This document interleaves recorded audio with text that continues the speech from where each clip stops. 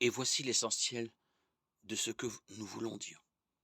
C'est bien ce grand prêtre-là que nous avons, lui, qui s'est assis à la droite de Dieu et qui règne avec lui dans les cieux, après avoir accompli le service du véritable sanctuaire et de la véritable tente dressée par le Seigneur et non par un homme.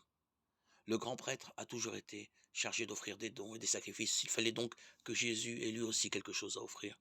S'il était sur la terre, il ne serait même pas prêtre, puisqu'il y a déjà des prêtres pour offrir les dons conformément à la loi.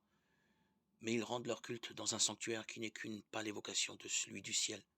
En effet, au moment où il allait construire la tente, Moïse fut averti par Dieu, qui lui dit « Prends soin de tout faire suivant le modèle que je t'ai montré sur la montagne ».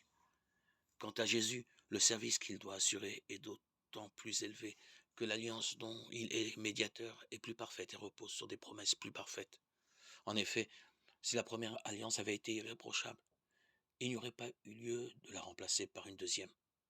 Or, c'est bien un reproche que Dieu fait à son peuple quand il dit « Voici venir des jours, déclare le Seigneur, où j'établirai avec la maison d'Israël et avec la maison de Juda une alliance nouvelle. Ce ne sera pas comme l'alliance que j'ai faite avec leur père, le jour où je les ai pris par la main pour les faire sortir d'Égypte. Ils ne sont pas restés dans mon alliance, alors moi, je ne me suis plus occupé d'eux, déclare le Seigneur.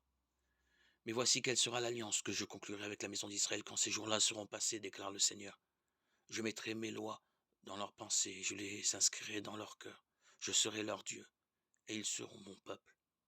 Ils n'auront plus besoin d'instruire chacun son concitoyen, ni chacun son frère, en disant « Apprends à connaître le Seigneur », car tous me connaîtront, des plus petits jusqu'aux plus grands.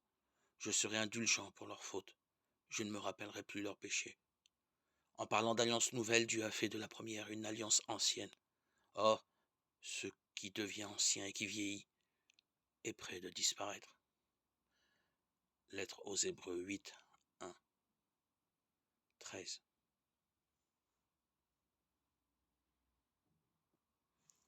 En s'offrant lui-même une fois pour toutes, le Christ entre pour toujours dans le sanctuaire du ciel et devient le médiateur de la nouvelle alliance.